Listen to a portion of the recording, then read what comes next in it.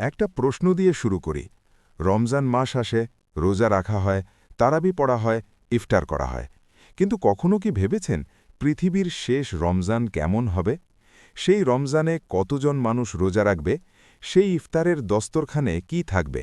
সেই রমজানের পরে কি আরেকটি রমজান আসবে? আজকে আমরা এমন একটা বিষয় নিয়ে কথা বলবো যেটা নিয়ে বেশিরভাগ মানুষ কখনো ভাবে না, কিন্তু নবী সাল্লাল্লাহু আলাইহি ওয়াসাল্লাম ভেবেছিলেন এবং আমাদের জন্য রেখে গিয়েছিলেন। চলুন শুরু করি। প্রতি বছর রমজান আসে, আমরা ধরে নিই আগামী বছরও আসবে। কিন্তু ইসলামের দৃষ্টিতে কিয়ামতের আগে একটা রমজান হবে, যেটার পরে আর কোনো রমজান নেই। এটা ভয় দেখানোর জন্য বলছি না, এটা বলছি কারণ সচেতনতাই সবচেয়ে বড় ইবাদত। নবী সাল্লাল্লাহু আলাইহি ওয়াসাল্লাম বলেছেন, তোমরা কিয়ামতের আলামতগুলো চেনো, কারণ যে চেনে সে প্রস্তুত হয়। আজকের ভিডিওতে আমরা 3টে জিনিস জানব। 1. কিয়ামতের আগে রমজানের অবস্থা কেমন হবে? 2. শেষ যুগে ইসলামের কি হবে? 3. এই জানার পরে আমাদের কি করা উচিত? প্রথমে একটু পেছনে যাই। হাদিসে আছে, নবী সাল্লাল্লাহু আলাইহি ওয়াসাল্লাম বলেছেন, ইসলাম শুরু হয়েছিল গরিব অচেনা হিসেবে এবং সে আবার সেই অচেনা অবস্থায় ফিরে যাবে। তাই সেই অচেনাদের জন্য সুসংবাদ। সহি মুসলিম। এই হাদিসটা খুব গভীর। মানে হল, একটা সময় আসবে যখন ইসলামের নাম থাকবে কিন্তু আত্মা থাকবে না। মসজিদ থাকবে কিন্তু নামাজি কমে যাবে। রমজান আসবে কিন্তু রোজাদার কমে যাবে। আমরা কি এরকম কিছু ইতিমধ্যেই দেখছি না?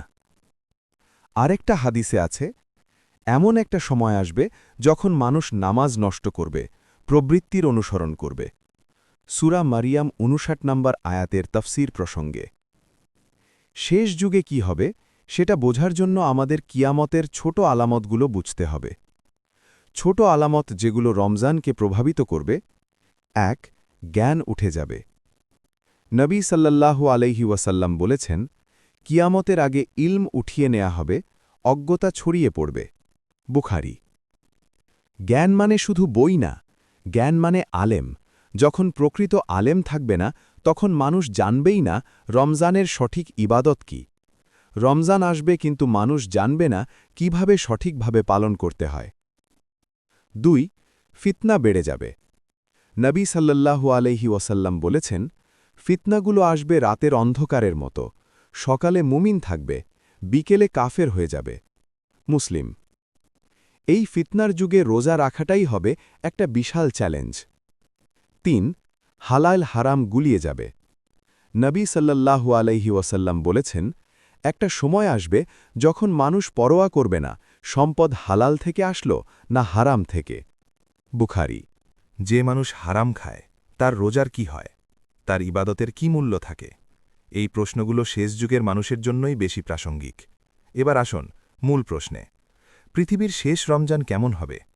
আলেমরা বলেন, শেষ রমজানের ব্যাপারে সরাসরি কোনো হাদিস নেই যে বলবে এটাই শেষ রমজান। কিন্তু কিয়ামতের বড় আলামতগুলো থেকে আমরা বুঝতে পারি সেই সময়ের দুনিয়া কেমন থাকবে। ইমাম মাহদী আলাইসাল্লামের যুগের রমজান। আলেমরা বলেন, কিয়ামতের আগে ইমাম মাহদী আসবেন। তার সময়ে ইসলামের একটা পুনর্জাগরণ হবে। সেই সময় রমজান হবে, কিন্তু পৃথিবীটা থাকবে যুদ্ধে, বিশৃঙ্খলায়।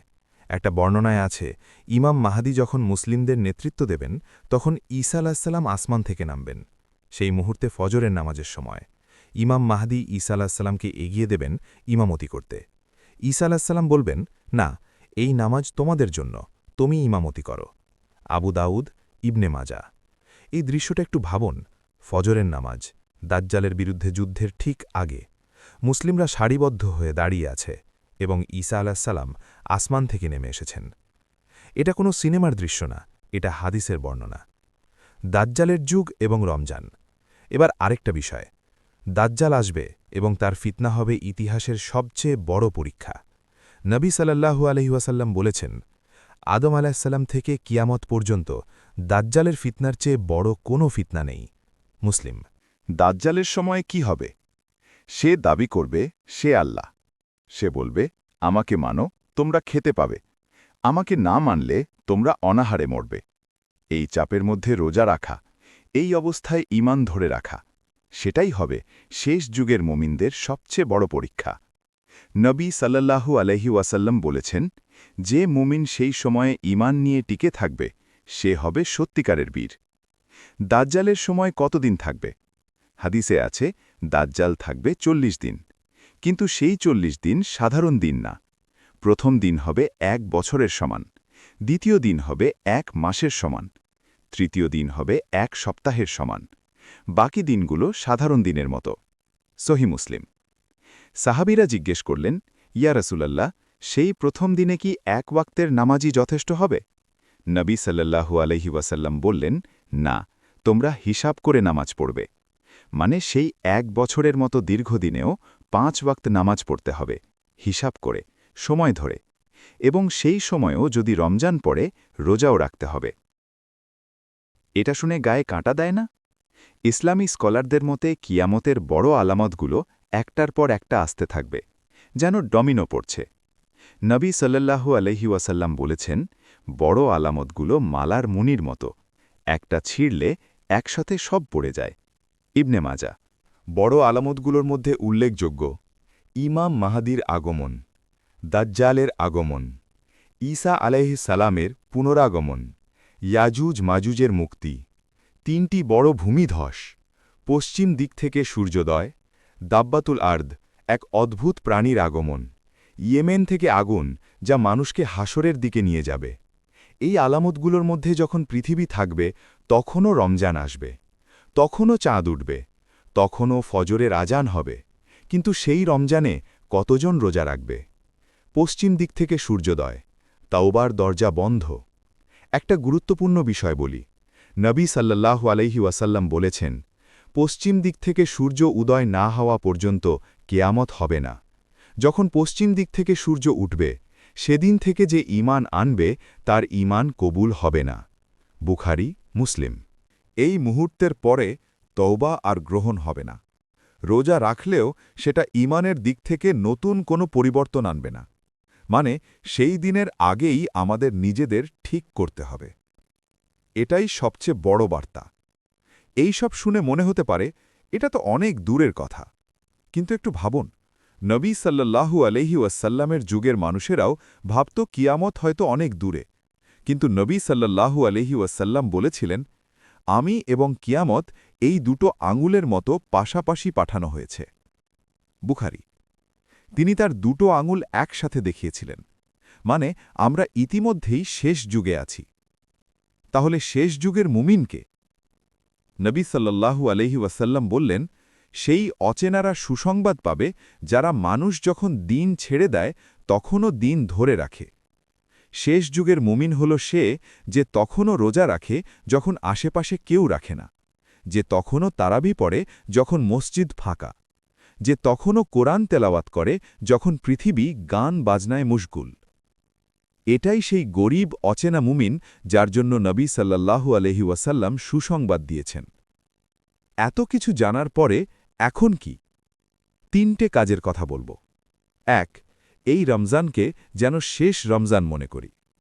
নবী সাল্লাল্লাহু আলাইহি ওয়াসাল্লামের একটা বিখ্যাত উপদেশ আছে, 5টি জিনিসের আগে 5টি জিনিসকে গনিমত মনে করো, মৃত্যুর আগে জীবনকে। হাকিম। তুমি জানো না এটাই তোমার শেষ রমজান কিনা, তুমি জানো না আগামী বছর তুমি থাকবে কিনা, তাহলে এই রমজানটাকেই শেষ রমজান মনে করে পালন করো। 2. ইলম অর্জন করো, কারণ শেষ যুগের সবচেয়ে বড় বিপদ হল জ্ঞানহীনতা। রমজানের মাসালা জানো, কোরআনে তাফসির পড়ো, হাদিস পড়ো।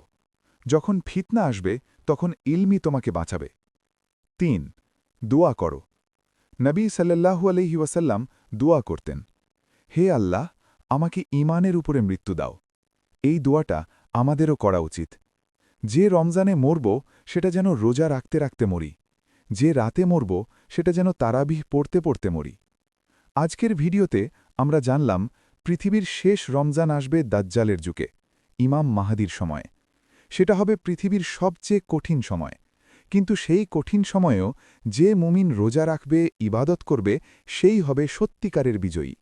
আর আমাদের মনে রাখতে হবে, আমরা জানি না আমাদের পরের রমজান আসবে কিনা, তাই এই রমজানটাকেই সর্বোচ্চ দাও। এই রমজানেই নিজেকে বদলাও, এই রমজানেই আল্লাহর কাছে ফিরে যাও